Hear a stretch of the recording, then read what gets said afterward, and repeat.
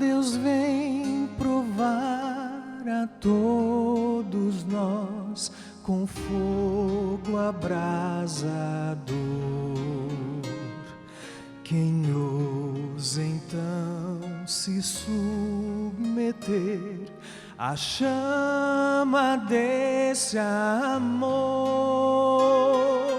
vem qual bronze ou como a prata, como o ouro impuro, então todos com seus sofrimentos pelo fogo mudará. Fogo refinador é tudo que eu almejo aqui.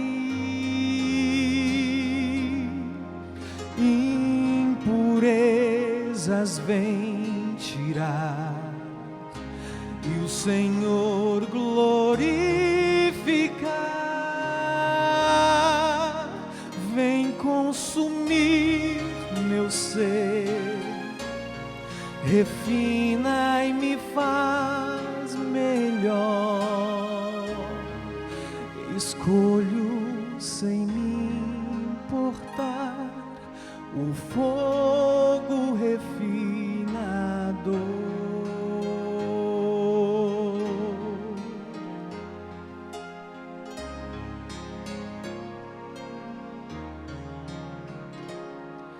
Aprendo agora a confiar no toque especial da chama que vem remover pecado e erros meus.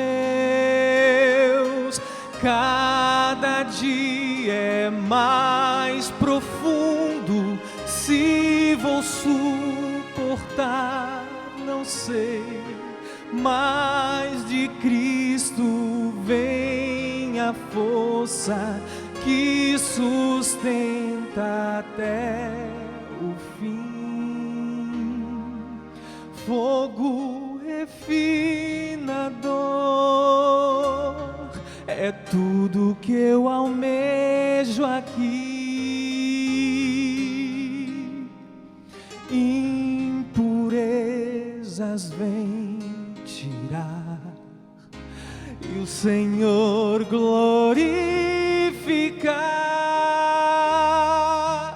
Vem consumir meu ser, refina e me faz melhor. Escolho sem me importar o fogo refinador.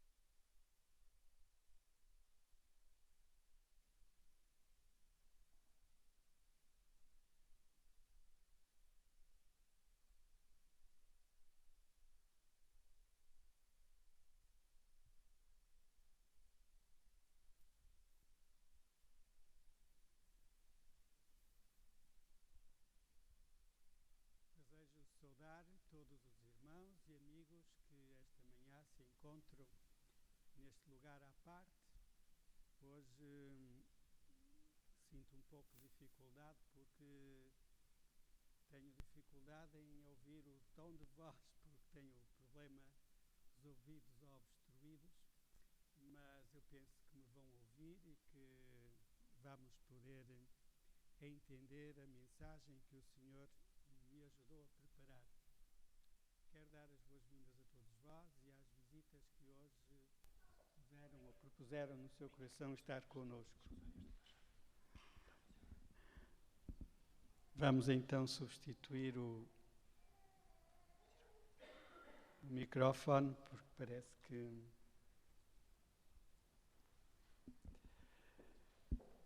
Bom, depois destas saudações, vamos abrir a palavra do Senhor e convido-vos a acompanhar-me na segunda carta a Coríntios, Novo Testamento, capítulo 10, e vamos ler os versos 4 e 5. Segunda carta aos Coríntios, capítulo 10, e verso 4 e 5.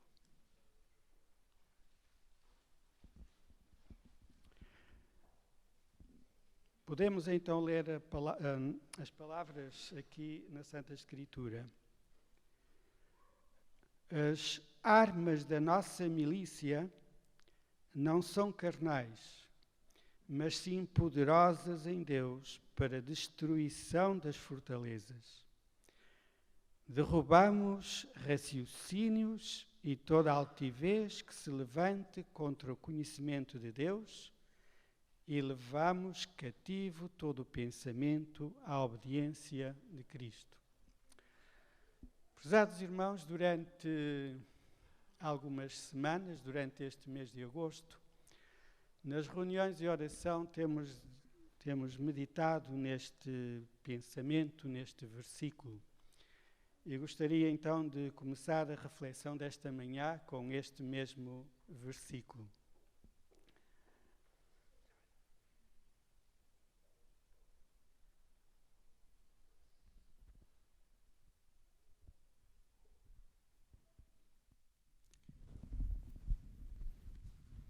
Espero então que já me ouvem melhor.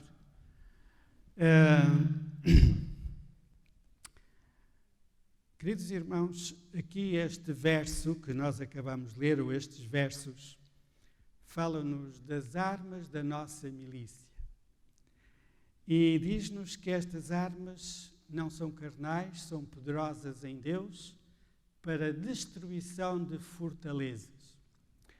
Sabem que desde a entrada do Éden até à segunda vinda de Jesus, os filhos de Deus estão envolvidos numa guerra constante.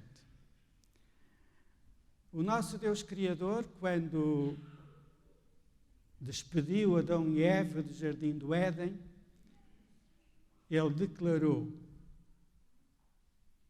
porém, inimizade entre ti e a mulher, é uma citação de Gênesis 3,15, e entre a tua semente e a sua semente, esta te ferirá a cabeça e tu lhe ferirás o calcanhar. Então nós podemos notar, e conhecemos hoje pelas Santas Escrituras, que desde o momento do nascimento de Caim até ao nascimento de Cristo, Satanás durante 4.000 anos não cessou de impedir ou combater, de certa forma, esta promessa de Deus.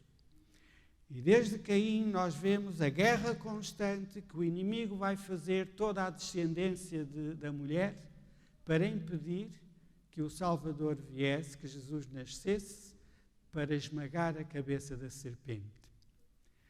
E nós saímos do Gênesis e vamos a Apocalipse, e lá em Apocalipse, capítulo 12 e verso 7, nós podemos ler as palavras também do Senhor Jesus, as palavras que estão neste último livro da Bíblia, que nos diz: e o dragão, quase que sabemos de cor, e o dragão irou-se contra a mulher e foi fazer guerra ao resto da sua semente. Foi fazer guerra ao resto da sua semente. Aqueles que guardam os mandamentos de Deus e têm o testemunho de Jesus. Meus queridos irmãos, essa tem sido a guerra constante. Desde o Éden até à segunda vinda de Jesus, os filhos de Deus estarão sempre numa guerra constante contra o inimigo e o inimigo contra o remanescente de Deus. Queridos irmãos, eu queria dizer-vos de uma forma solene que nós hoje estamos a viver momentos muito solenes. Estamos a viver momentos especiais no grande conflito entre Cristo e Satanás, e entre Satanás e os filhos de Deus, ou seja, o remanescente de Deus. A Igreja de Cristo não está preparada neste momento para terminar a sua história nesta terra. Esta Igreja, a Igreja Dia 20, para a qual eu me estou a dirigir, esta Igreja não está preparada para terminar a sua história nesta terra. Nós estamos envolvidos num grande conflito e é pena que nós não estejamos atentos para o desfecho final dos dias que se avizinham. O que aconteceu com o povo de Deus no passado, e a palavra de Deus nos revela tudo o que aconteceu com o povo de Deus através dos séculos, o povo de Deus, nos momentos atuais, vai enfrentar o mesmo drama, os mesmos juízos que a palavra de Deus nos apresenta, que aconteceram com o povo de Deus através dos séculos. E há uma lamentação do povo de Israel, do povo de Deus, quando os juízos se aproximaram e sentiram que tinham perdido a oportunidade. Essa lamentação está no livro de Jeremias, no capítulo 8 e no verso 20. Jeremias, capítulo 8 e verso 20, tem uma lamentação, que poderá ser a lamentação da nossa igreja, do povo de Deus, do remanescente de Deus. Jeremias 8:20 diz: passou a cega, findou o verão, e nós não estamos. Leram o resto? Nós não estamos salvos. Será muito triste, queridos irmãos, chegarmos ao momento da história do grande conflito e lamentarmos como o povo de Deus no passado, dizer, perdemos as oportunidades, negligenciamos a voz dos profetas, negligenciamos os avisos da palavra de Deus, chegou agora o momento crítico da história e nós não estamos salvos. Será realmente desesperador para o povo de Deus. Nós vamos encontrar no segundo livro de Reis uma história extraordinária que vai mostrar-nos um pouco dos dias que cada um de nós vai enfrentar muito breve. Não são anos lá na distância, serão meses. Os meus queridos irmãos vão tomar em conta aquilo que vos vou dizer, que não são minhas palavras. Este ano 2015, 2016 e 2017 serão anos significativos para o povo adventista e para a Igreja Dia 20. Até ao fim do ano 2015, durante o ano 2016 e o ano 2017, são anos decisivos para o povo de Deus. No segundo livro de Reis, como eu dizia, tem uma história que nos mostra a estratégia do inimigo para destruir o povo de Deus. Nós iniciamos descrevendo que nós estamos envolvidos num grande conflito, desde o Éden até à segunda vinda de Jesus. O próprio Jesus um dia disse, eu venho trazer a espada e não a paz. No mundo tereis aflições, mas tendo bom ânimo, eu venci o mundo. O Senhor Jesus mostra-nos e declara-nos a cada momento que o povo de Deus nunca estará em paz quando ele estiver ao lado de Deus, porque será sempre objeto da ira do dragão, de Satanás, a antiga serpente. Então vamos ao segundo livro de Reis e vamos ao capítulo 18 do segundo livro de Reis e vamos ver essa história da qual eu vos quero falar e que é importante para cada um de nós também esta manhã. Segundo livro de Reis, capítulo 18. E vamos ver o que nos diz a palavra de Deus. Segundo livro de Reis, capítulo 18, e vejamos o que nos diz os versos 1 a 5. Diz-nos então a palavra do Senhor. No terceiro ano de Oseias, filho de Elá, rei de Israel, começou a reinar Ezequias, filho de Acás, rei de Judá. Tinha 25 anos de idade quando começou a reinar, e 29 anos reinou em Jerusalém. Era o nome de sua mãe Abi, filha de Zacarias. Paremos aqui um pouco. Eu gostaria de desafiar os meus queridos irmãos que pudessem concentrar toda a vossa atenção nesta história que vamos analisar e estudar esta manhã. E ver, queridos irmãos, o que é que precisa de ser feito na minha vida pessoal, na tua vida pessoal e na igreja no seu conjunto, para podermos enfrentar um inimigo irado. Porque diz-nos a palavra de Deus, o dragão irou-se contra a igreja. O dragão irou-se contra os restantes filhos de Deus. E eu gostaria então de desafiar-vos a prestar atenção em cada pormenor desta história. Ezequias tinha a idade de 25 anos quando começou a reinar. Se nós fôssemos ler os capítulos anteriores de Reis ou Crônicas, porque no livro de Crônicas descreve mais em pormenor esta história, e nós vamos andar entre o segundo livro de Reis e Crônicas. Então eu queria vos dizer o seguinte. Diz-nos aqui que então Ezequias tinha 25 anos de idade quando começou a reinar. E aqui evidencia que raramente nós encontramos, muito poucas vezes, mencionado o nome da mãe do rei que assume o governo ou o poder. Neste caso de Ezequias tem o nome de sua mãe, chamada Abi. E diz-nos que era filha de Zacarias, que Zacarias era um sacerdote do Senhor. Então, como eu dizia, se fôssemos ler os capítulos anteriores, veríamos que o marido de Abi, que era rei, foi um idólatra, fechou as portas da casa do Senhor, meteu ídolos dentro da casa do Senhor e o culto a deuses estranhos. Mas dentro de sua casa havia uma luta constante.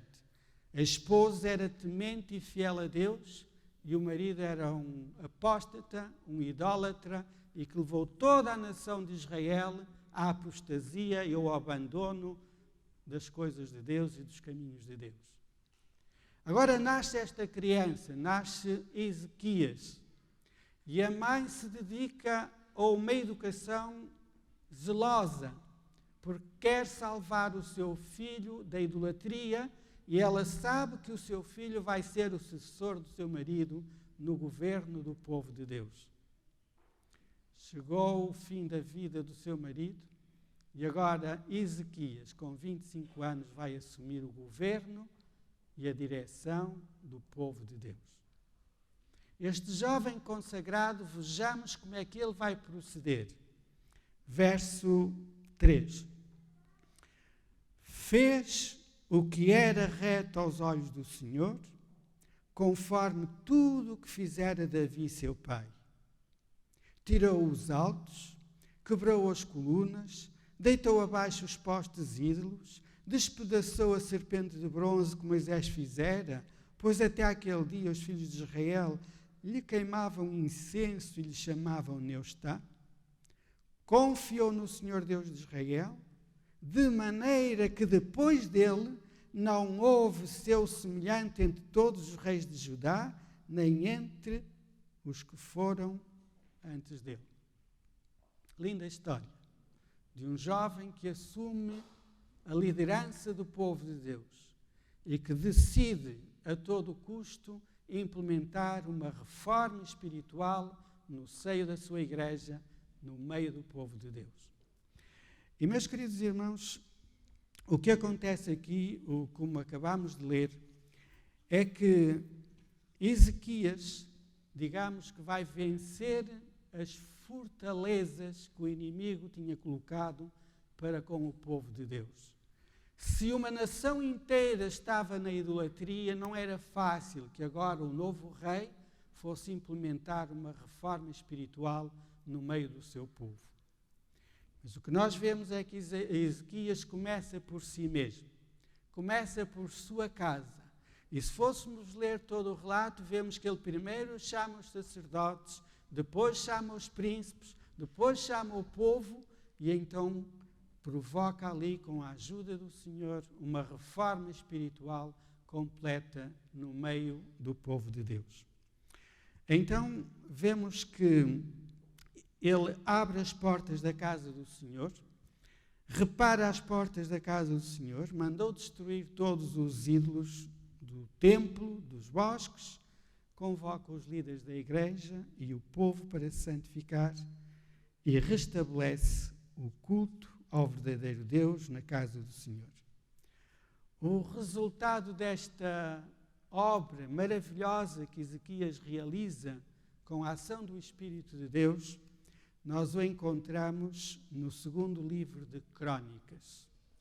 Vamos agora ao segundo livro de Crônicas, que digamos que é a seguir ao livro de Reis, e vamos ver no capítulo 30 e vermos qual é que foi o resultado dessa maravilhosa obra realizada por Ezequias. Segundo o livro de Crônicas, capítulo 30, e versos 25 e 26. Diz-nos então o seguinte: alegraram-se toda a congregação de Judá, os sacerdotes, os levitas e toda a congregação de todos os que vieram de Israel, como também os estrangeiros que vieram da terra de Israel e os que habitavam em Judá. Verso 26. Houve grande alegria em Jerusalém, pois desde os dias de Salomão, filho de Davi, rei de Israel, não tinha havido coisa semelhante em Jerusalém. Um resultado extraordinário de um jovem que se propôs ser usado por Deus para levar avante uma reforma espiritual e uma reforma do estilo de vida de todo o povo de Israel. Resultado foi alegria para toda a nação, porque todos se envolveram nessa consagração. Queridos irmãos, verso 31. Aliás, capítulo 31 e verso 21. Agora, aqui em 2 de Crônicas, diz então aí o verso 21 do capítulo 31. E em toda a obra que começou no serviço da casa de Deus, na lei, nos mandamentos, para buscar seu Deus, de todo o coração o fez, e assim prosperou. É maravilhoso, queridos irmãos, nós podermos ver realmente todo este trabalho feito pelo Espírito de Deus e usando um jovem que se dispôs a consagrar a sua vida ao serviço de Deus. Prezados irmãos, eu quase ousaria perguntar-vos: gostariam os meus queridos irmãos de ter uma experiência como a de Ezequias? Ou seja, fazer uma reforma individual, pessoalmente, uma reforma em vossa casa, e depois então o vosso testemunho, a vossa experiência ser passada para a igreja. Ser um fermento para contágio. Por onde começar essa reforma? Será que querem ter essa reforma? Essa consagração? Essa experiência maravilhosa com Deus, como teve Ezequias e todo o povo de Israel? Por onde começar? Nós lemos em 2 de Reis, capítulo 18, verso 3 a 5, nós líamos o seguinte: por onde Ezequias começou. Ele fez o que era reto aos olhos do Senhor. Primeiro. Segundo, este tirou os altos, quebrou as estátuas, deitou abaixo os bosques, todos aqueles lugares que eram, digamos, lugares para servir o inimigo. Diz-nos que Ezequias mandou destruir tudo isto. Minha pergunta agora é a seguinte: minha querida irmã, meu querido irmão, meu prezado jovem, quais são os ídolos que tu tens na tua vida e os ídolos que tens em tua casa para derribar? Quais são os ídolos que tu tens? Sabem que um ídolo é tudo aquilo que se interpõe entre nós e o nosso Deus. É tudo aquilo que a palavra de Deus que diz nós não devemos de fazer e nós fazemos o contrário. Isso são ídolos. E então, para começar essa reforma, nós precisamos de destruir esses ídolos.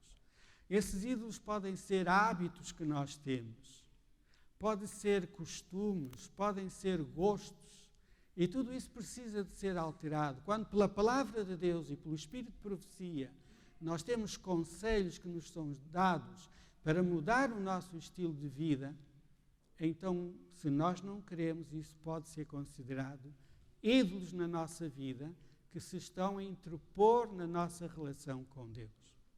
E o Senhor então convida-nos a derrubar esses ídolos.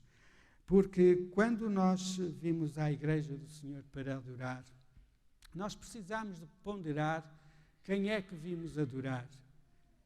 A forma como vimos, a forma como nos vestimos, a forma como nos comportamos. Minha questão é esta: depois de uma reforma que possamos fazer na nossa vida, mesmo assim estaremos preparados para enfrentar o rugido do dragão?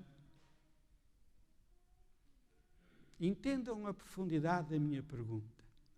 É que todos nós podemos operar mudanças na nossa vida com a ação de Deus, com a ação do Espírito de Deus, e chegar a um ponto, digamos, de clímax na nossa vida, que nós até já consideramos que já somos os mais santos, os mais perfeitos, e nos esquecemos de segurar a mão de Deus. Como estamos armados para enfrentar o inimigo? Nós ignoramos, queridos irmãos, a maior parte das vezes que temos um dragão irado. O dragão irou-se contra a mulher e foi fazer guerra ao resto da sua semente. E grande parte das vezes nós nos acomodamos como nada se passasse, tudo está calmo, não há problema nenhum. Mas o dragão está atento para dar o seu golpe. E, meus queridos irmãos, a experiência de Ezequias é um ensino para todos nós. Então, o que é que nós vamos encontrar na experiência de Ezequias? Como lemos há pouco, quando Ezequias estava no auge da sua santificação, no auge daquela reforma toda em que todo o povo de Israel se alegrou, porque nunca, desde Salomão até aqueles dias, tinha havido tamanha consagração como aconteceu com Ezequias. E no auge dessa experiência com Deus, o dragão adormecido despertou. Sabem que a igreja não tem problemas. Tudo como funciona normalmente. Mas nós temos a indicação pelo Espírito de profecia, quando a igreja despertar e se consagrar, então os fogos da perseguição se acenderão. Então, se não há perseguição para a igreja, se tudo continua normal, é sinal que o dragão está adormecido, porque tudo está calmo, tudo está sob o seu controle, então ele pode adormecer, pode estar tranquilo. Mas no dia, minha irmã, meu irmão, que tu decides pôr a tua vida de harmonia com a vontade de Deus, que tu decidas abandonar os ídolos que te impedem numa consagração genuína com Deus, aí o inimigo vai despertar e ele vai mostrar o seu rugido na tua vida. Vejamos o que aconteceu com Ezequias. 2 de Crônicas, capítulo 32 e verso 1. 2 de Crônicas, capítulo 32 e verso 1. Escutem as palavras que estão aqui escritas e prestem a vossa atenção. E ele diz assim: depois destas coisas e desta, que diz a vossa tradução? Não estou a ouvir bem. Eu tenho problema de ouvidos hoje. Depois destas coisas e desta, não sei se os irmãos estão situados na mesma página que eu, no mesmo capítulo, se a vossa tradução é idêntica à minha. Diz aqui, na minha tradução, como eu não vos ouço muito bem, diz: depois destas coisas e desta fidelidade, veio Senaqueribe, rei da Síria, e entrou em Judá e acampou-se contra as cidades fortes e intentou separá-las para si. Depois destas coisas, depois desta reforma extraordinária operada no meio do povo de Deus, depois desta fidelidade da parte de Ezequias, o dragão despertou. Despertou o dragão e veio a Judá, veio junto do povo de Deus e deu um rugido. Deu um rugido, mostrou que estava vivo, que estava desperto. Queridos irmãos, no primeiro impacto que Ezequias vai sentir depois da sua consagração e depois desse auge de consagração dele e do seu povo, como é que reagiu Ezequias a esse primeiro rugido do dragão? Lembrem-se, e aquilo que eu vos quero chamar a atenção, a experiência de Ezequias será a tua experiência e a minha experiência nestes dias que se avizinham.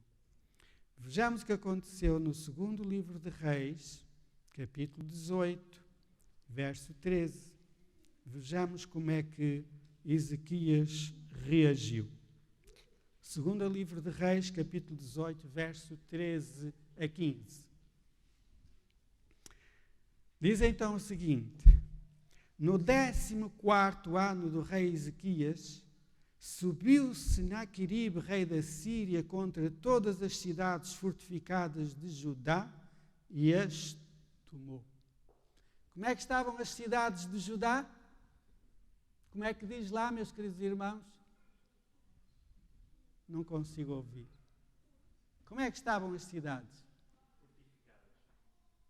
As cidades estavam fortificadas. Meus queridos irmãos, nós podemos estar fortes em Deus, com as armas que o Senhor nos concede, mas quando o inimigo ruge, como é que nós reagimos a esse primeiro rugido? Como é que fica a tua fé? Vejam como Ezequias se comportou. Então Ezequias, rei de Judá, enviou esta mensagem ao rei da Síria, a Laquis. Que mensagem, queridos? O que é que ele diz primeiramente? Ezequias diz ao diabo, porque neste caso o rei da Síria era o grande dragão, porque estava a ser usado ou manipulado pelo grande dragão. E agora Ezequias, mediante o rugido do dragão, ele se humilha e diz: e rei em estar a trazer ao povo de Deus uma reforma espiritual. E como se isso não chegasse, o que é que faz Ezequias? Retira-te de mim e tudo o que exigires de mim pagarei. Já viram ao ponto que vai chegar um crente, queridos irmãos, quando for pressionado e quando for confrontado com uma lei dominical ou com um decreto de morte? Ezequias teve uma experiência extraordinária de consagração, queridos irmãos. Ezequias levou toda uma igreja, todo um povo aos pés de Cristo para fazer uma reforma espiritual. Houve alegria, houve festa porque o povo se consagrou. Mas nesse auge o inimigo fez o seu rugido. E o servo de Deus agora se esqueceu de ter a mão ligada ao seu Deus e tremeu. E diz ao inimigo: é verdade, tens razão, errei. Tudo que me pedires eu te darei.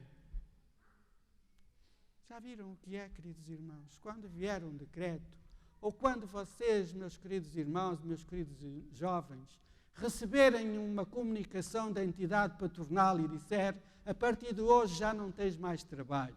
Ou trabalhas ao sábado, ou então podes-te ir embora. O inimigo vai rugir, queridos irmãos. Como está a nossa fé? Firme em quê, queridos irmãos? Num êxtase, numa emoção? Ou está firmada em Cristo? Que vai fazer Ezequias a seguir, queridos irmãos? Diz o verso, continua.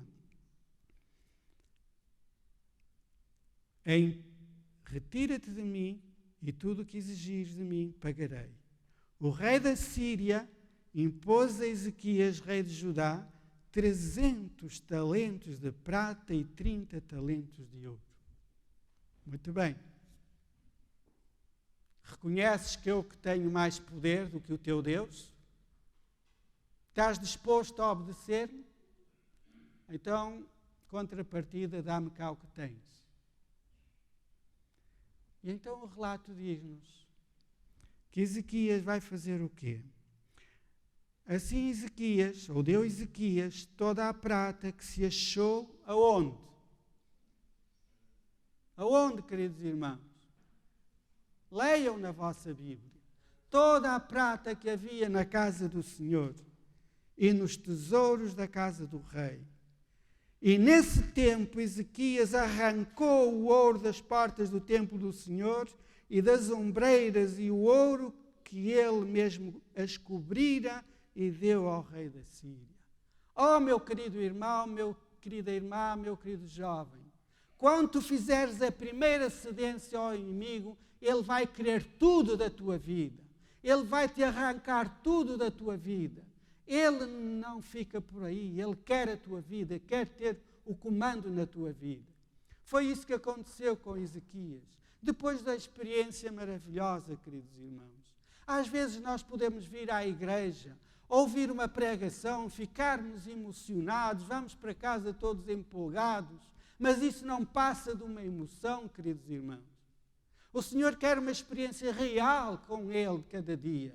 É por isso que temos insistido que cada manhã, nos primeiros momentos do dia, precisamos de ir aos pés de Cristo para que Ele nos dê a sabedoria, nos dê forças para enfrentar o inimigo ao longo do dia. Ezequias, com tanto carinho, adornou a casa do Senhor, limpou a casa do Senhor, revestiu as suas portas com ouro, procurou dar o melhor para o Senhor. E agora vem Satanás e diz: eu quero isso tudo. Ou então a tua vida. Querido irmão, querida irmã, querido jovem, o que é que queres dar tu em troca? A vida ou os pertences? Mas o inimigo tira-te tudo o que tu tens e ainda comanda a tua vida. É isso que ele faz com tantos jovens, com tantos adultos, ou através do vício, ou da droga, ou de outro que quer que seja. Ele toma conta de tudo.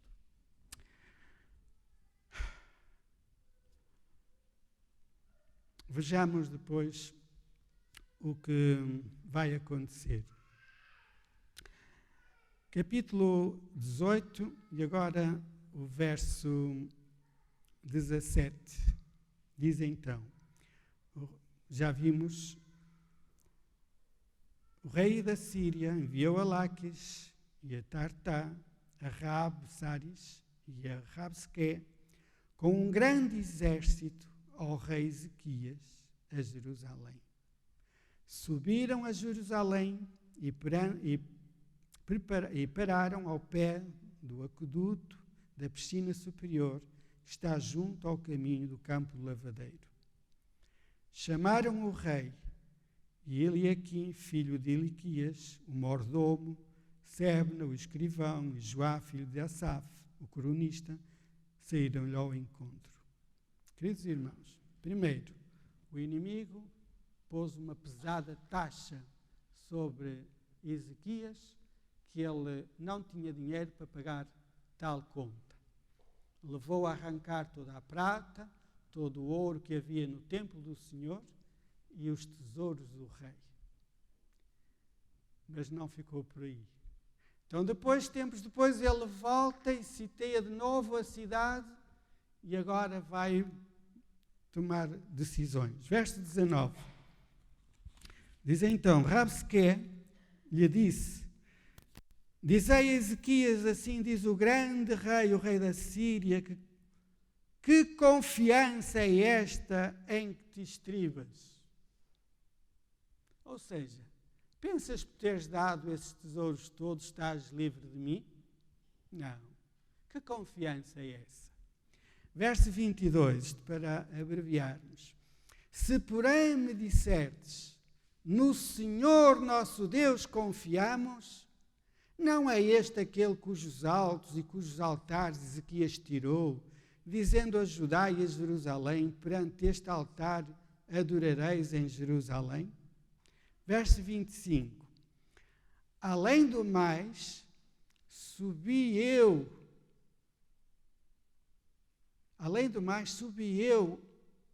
sem o Senhor contra este lugar para o destruir? Foi o Senhor que me disse, sobe contra esta terra e destrói-a. O inimigo é astuto e nós precisamos de estar bem atentos às artimanhas do inimigo.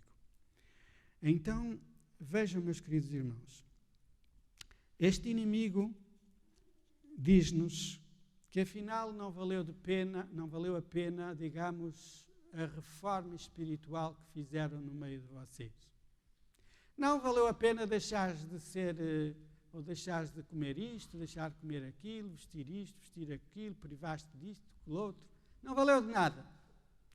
Tu estás perdido. Estás nas minhas mãos. E então o inimigo diz, pensas que eu vim aqui sem ordem de Deus?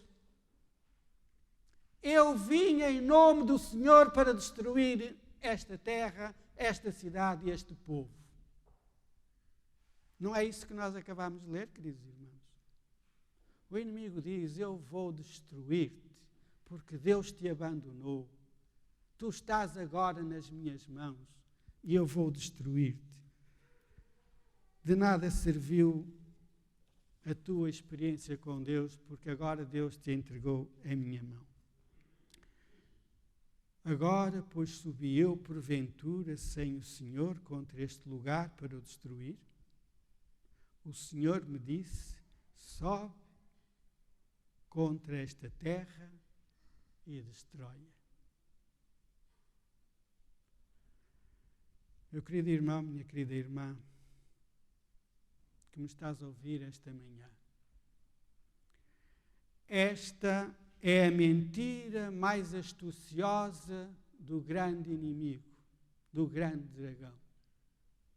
Esta é a grande mentira que muitos crentes e tantos homens e mulheres e jovens acreditam. Se vem algum problema à sua vida, pensam que Deus o abandonou. E vem o inimigo insinuar, o Senhor me mandou para te destruir. A tua casa, a tua empresa, ou disto ou daquela forma. Estás destruído. Estás na minha mão. E então, vejam o que vai acontecer. É que o inimigo, antes de jogar a sua cartada final, ele tenta um acordo ou, digamos, a fazer uma aliança com o crente. E é isso que ele vai fazer contigo. Ou seja, tu não queres ser destruído, não queres perder o emprego, não queres ir à falência com a tua empresa, então fazes um acordo comigo. E é isso que ele vai fazer. E nós vamos ler isso no capítulo 18, verso 31 e 32, que diz lá: não deis ouvidos a Ezequias, assim diz o rei da Assíria. Já falámos quem é que representa o rei da Síria? Satanás. Então Satanás diz: não deis ouvidos a Ezequias, assim diz o rei da Síria. Fazei as pazes comigo, e saí a mim, e coma cada um da sua vide, da sua figueira, e beba cada um a sua água, ou água da sua cisterna, até que eu venha e vos leve para uma terra como a vossa, terra de trigo, de mosto, terra de pão e de vinhas, terra de oliveiras, de azeite e mel. Vejam o resto, queridos irmãos, que é importante, da proposta do inimigo, que diz lá o seguinte: escolhei, querem ler comigo? Escolhei,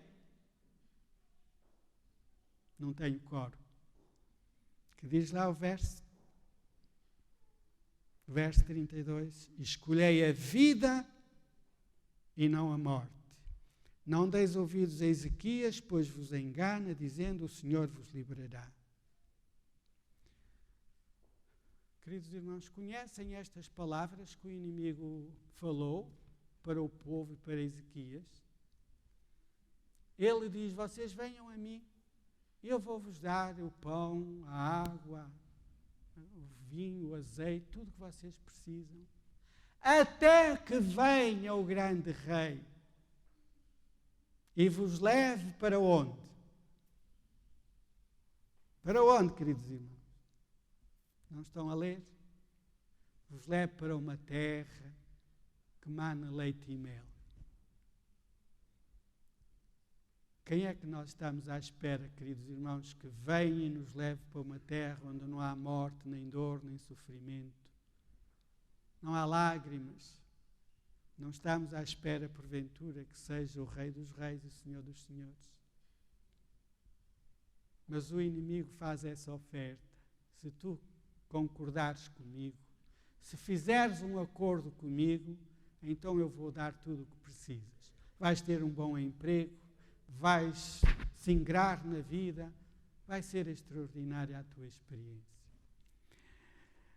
Meus queridos irmãos, é muito sério, como eu disse, os momentos que estamos a viver, mas esta estratégia do inimigo não é uma estratégia nova. Será que ele não a apresentou a Jesus também no deserto? Lembram-se o que é que ele propôs a Jesus? Afinal, tu não precisas de ir até à cruz sofrer tanto. Afinal, tudo se pode resolver. Tudo te darei. Lembram-se do resto. É simples. Tudo te darei se prostrado me adorares. É isto que o inimigo faz. Para quê? Tantos sacrifícios, tantas coisas, abdicares disto, perderes o emprego, criares inimizades, perderes amigos. E então o inimigo diz: não precisas nada disso. Tudo se resolve. A questão é que tu queiras. Isso foi o que ele disse então a Jesus: tudo te darei se prostrado me adorares. Meus queridos irmãos, nós lemos de início que o nosso Deus é um Deus real. É um Deus que vela pelo seu povo e que está atento a todos os movimentos do inimigo e pronto a socorrer os seus filhos onde quer que eles se encontrem. E é por isso que o Senhor providenciou armas poderosas, não carnais, como diz a palavra de Deus. Não é o intelecto, não é a sabedoria, não é os conhecimentos de amigos. O Senhor diz que preparou armas poderosas para destruição das fortalezas. a destruição que o inimigo, ou seja, as fortalezas que o inimigo coloca diante de nós. E então nós vamos ver, meus queridos irmãos, como é que Ezequias vai reagir diante de um ultimato do inimigo. Como é que tu, meu querido irmão, minha querida irmã, como é que eu vamos reagir diante do ultimato do inimigo? Ou a vida ou a morte. Qual é que vais escolher? Porque afinal eu vim em nome do Senhor para te destruir. Mas se fizeres um pacto comigo, agora escolhe. Ezequias, envolvido com esta situação, Ezequias vai cair em si. E ele vai ter o momento áureo da sua experiência com Cristo.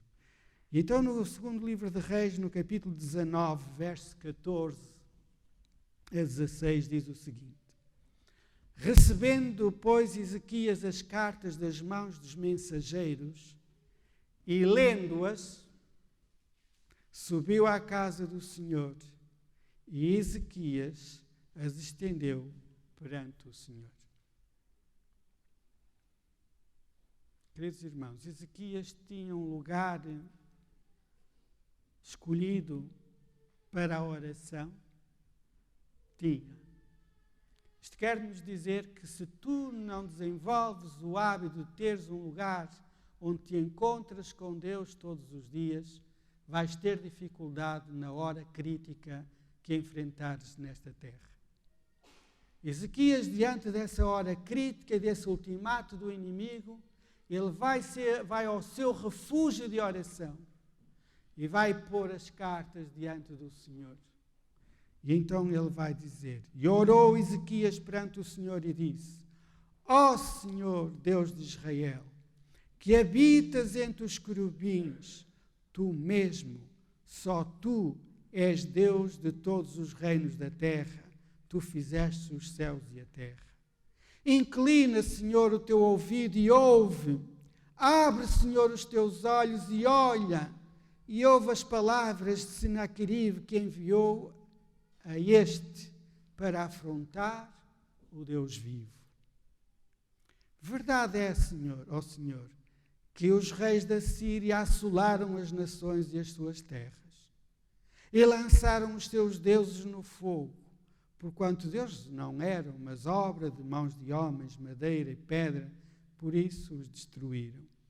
Agora, pois, ó Senhor, nosso Deus, sê servido de nos livrar da sua mão, e assim saberão todos os reinos da terra que só tu és o Senhor Deus. Ezequias reconheceu o seu falhanço, a sua falta de fé, no primeiro rugido do inimigo. Quando o inimigo afrontou, ele se assustou, ele teve medo e foi responder ao inimigo, dar ao inimigo aquilo que ele pedia. Deu tudo. Os bens materiais que tinha, o inimigo os levou todos. E agora o inimigo, não contente com isso, queria a sua vida e a vida do seu povo. E é nesse momento que Ezequias cai em si mesmo, reconhece o seu erro, vai à casa do Senhor e vai encontrar-se com o Senhor. E diz: Senhor, olha estas cartas. E depois diz: é verdade que o dragão tem destruído as nações por onde passa. Realmente é poderoso. Mas tu, Senhor, és o Deus dos céus.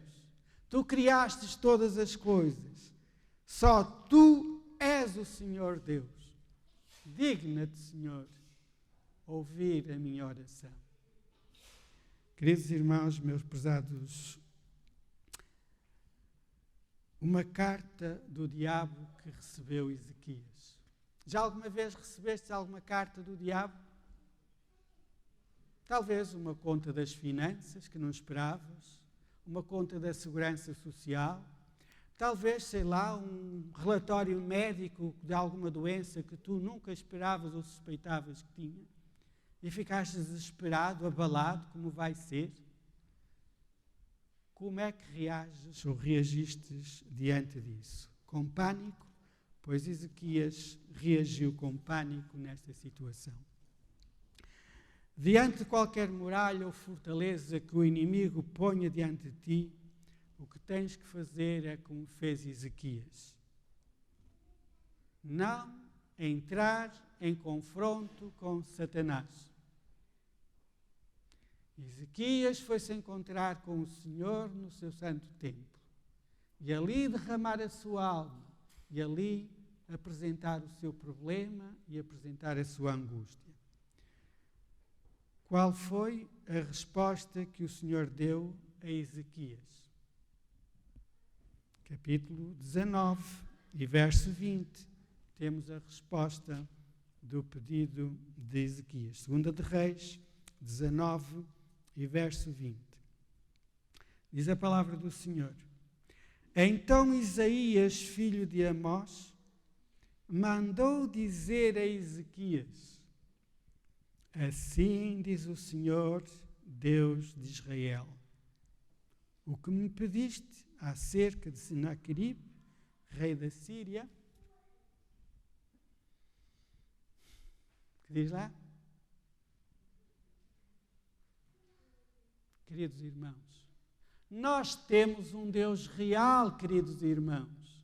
Não só real no passado, Deus é um Deus real hoje, que ouve a oração dos seus filhos, que precisamos ir ao encontro do Senhor, falar com Ele, apresentar as nossas tristezas, as nossas alegrias, as nossas aflições, porque temos um Deus nos céus que é real para atuar na vida do seu povo. O inimigo tem muito poder, mas Deus é o Senhor de todas as coisas. E o Senhor pode destruir essas fortalezas que o inimigo nos põe no caminho. O Senhor mandou numa hora de aflição e de angústia, o Senhor usou o seu profeta para dizer ao rei que havia um Deus em Israel. Rei Ezequias, Deus ouviu a tua oração, Deus ouviu o teu pedido. Isto mostra, querido irmão, querida irmã, poderá haver na tua vida um momento de consagração, um momento de entrega ao Senhor, mas poderá haver depois algum momento que tu te descuidas, deixastes de te agarrar nas mãos do Senhor, mas o Senhor é misericordioso para te perdoar desde que tu voltes ao Senhor, buscar auxílio, buscar ajuda, buscar socorro. Qual foi a resposta do Senhor agora definitiva para o Ezequias? Isso é no capítulo 19, verso 22, vejamos o que lá diz. 19 e verso 22.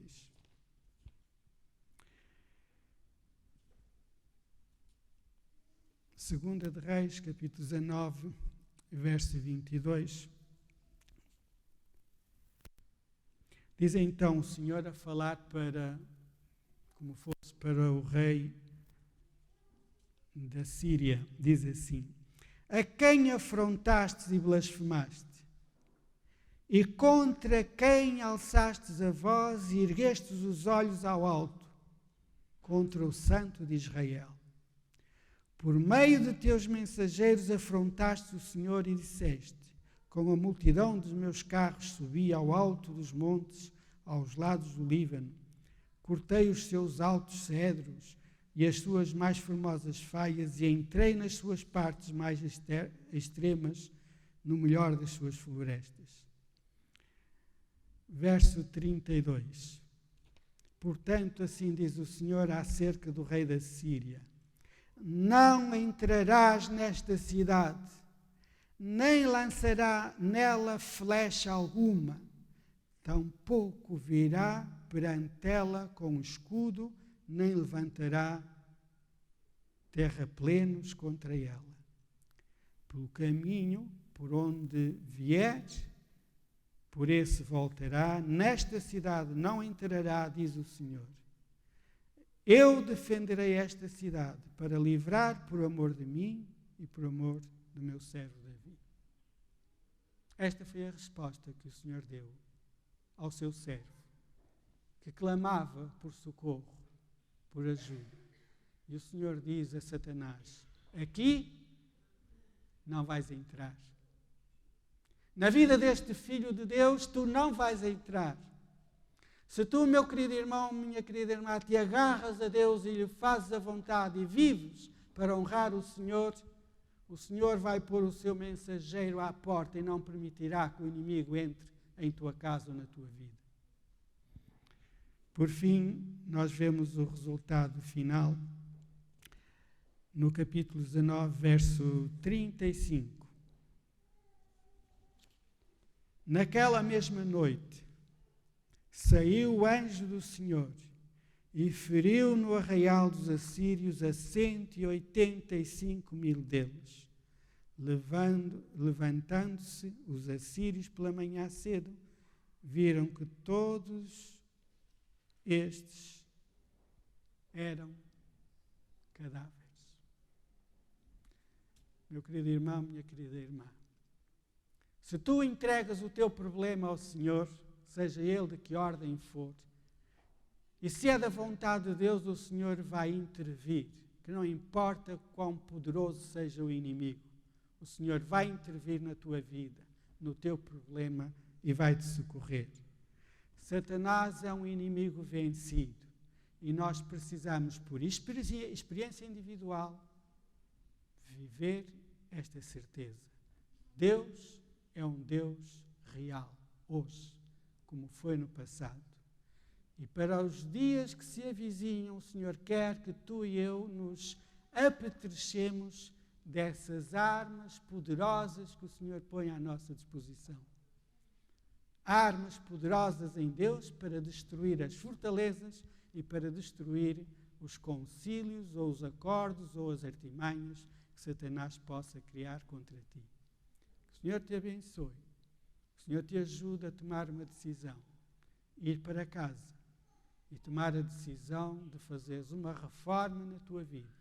Primeiro a comunhão com Deus cada dia e depois naquilo que o Senhor te instruir, em forma de hábitos ou costumes, aceitares a palavra do Senhor, aceitares a mensagem do profeta e pôres isso tudo em prática e o Senhor virá em teu socorro.